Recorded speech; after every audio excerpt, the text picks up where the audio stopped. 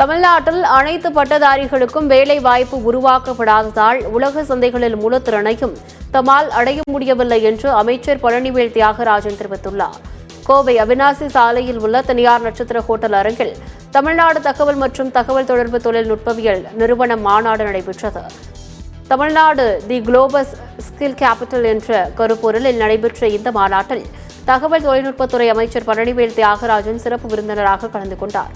அப்போது பேசிய அவர், இந்த மாநாடு சிறப்புமிக்க மாநாடு என்றும் இந்த மாநாட்டின் கருப்பொருள் முதலமைச்சரின் அறிக்கையை எதிரொலிப்பதாகவும் தெரிவித்தார்.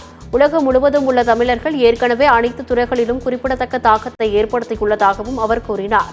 தேசிய தரவரிசையில் பல்வேறு கல்லூரிகள் தமிழ்நாட்டில் இருந்தாலும் அனைத்து பட்டதாரிகளுக்கும் வேலைவாய்ப்பு உருவாக்கப்படாததால் உலக சந்தைகளில் முழு திறனையும் தம்மால் அடைய முடியவில்லை என்றும் அமைச்சர் பழனிவேல் தியாகராஜன் தெரிவித்துள்ளார்.